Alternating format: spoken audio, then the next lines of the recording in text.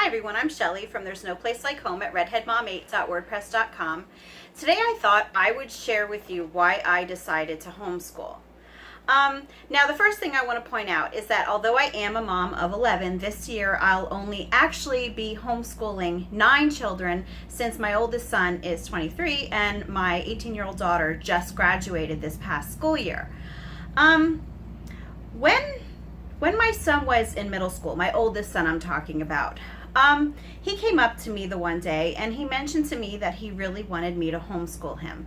And I hadn't really heard too much about it yet, never really even thought about it, but the idea intrigued me. And at the time, I can't remember if I had 5 or 6 kids when he asked, but I just kind of went online, and instead of looking up what homeschooling is or how people do it, I immediately looked up homeschool curriculum.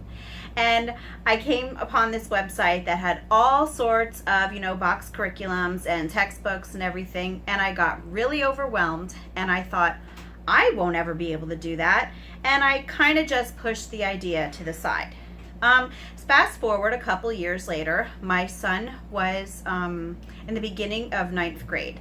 So it was his first year of high school, and he came home from school the one day with an assignment that I really, really disagreed with. I was pretty much shocked when I found out what the project was that he had to do. And I'm not going to get into too much detail, but suffice to say that it was completely against anything that I thought a teenage boy should have to do a project on in high school. So that, compounded by the fact that at that point in time, my kids, I was starting to feel like my kids weren't my own, because my oldest son was not my only child in school at this time. I also had one in kindergarten, one in 2nd, and one in 3rd. And then I had 2 little ones at home. So by this point, I did have 6 kids, and I was expecting my 7th. And I remember that I used to think to myself, my kids aren't my own. When my kids are sick, I have to call the school to more or less ask permission for them to be off. If we want to go anywhere, we have to ask permission for our kids to be off. And just the whole hustle and bustle of the morning, and then they come home and have all this homework to do. And I was really starting to feel pulled in all sorts of directions. And what really got to me about the absences was my school, they sent home a letter saying that my oldest son was missing too much school. And the reason that he was missing so much school was because he was getting sick from kids at school.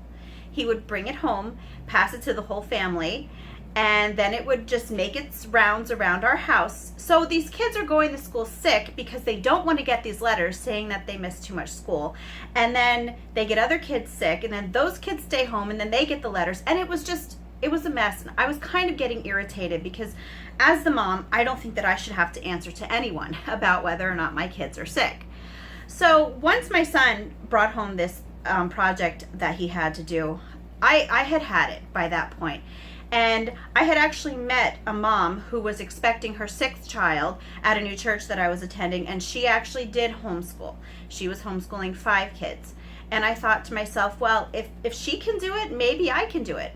So I talked to her, and I talked to some other homeschooling moms that were there, and I was really encouraged that this can be done. So I decided to pull them out for those reasons, because I did not agree with what the schools were teaching the children, and also because I felt like my kids were not my own anymore.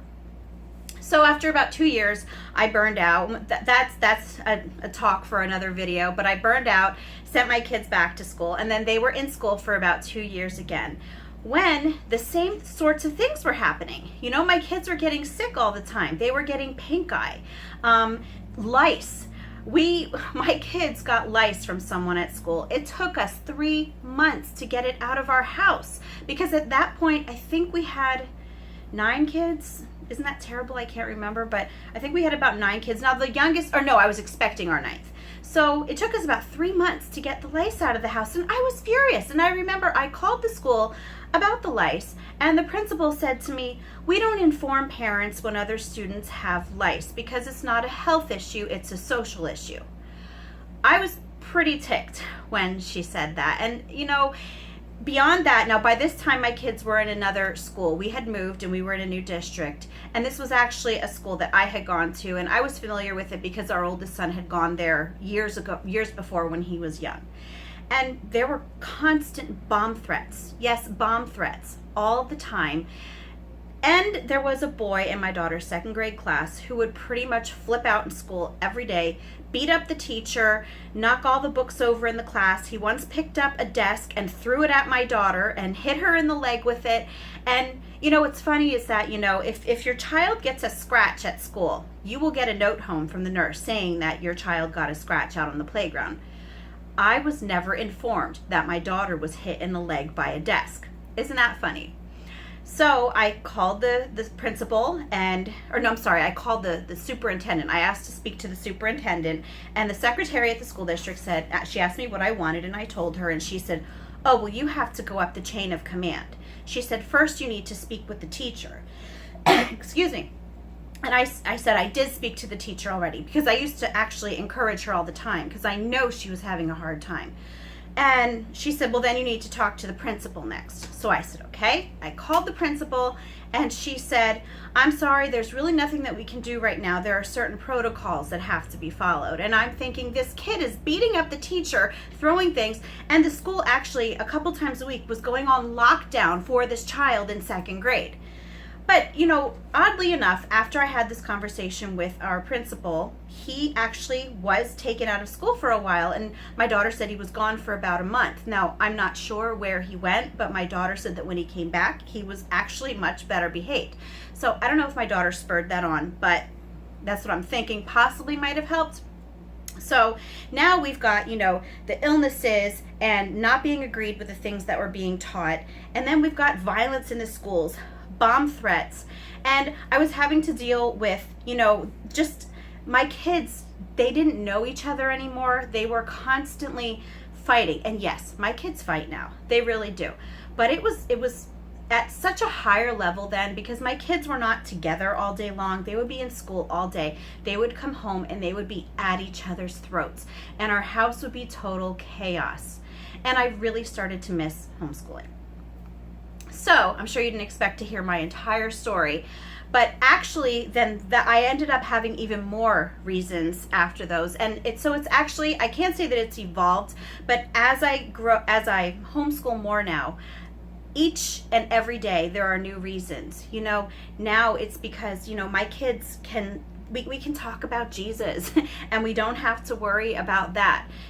Our kids, they don't all have to learn in the same way.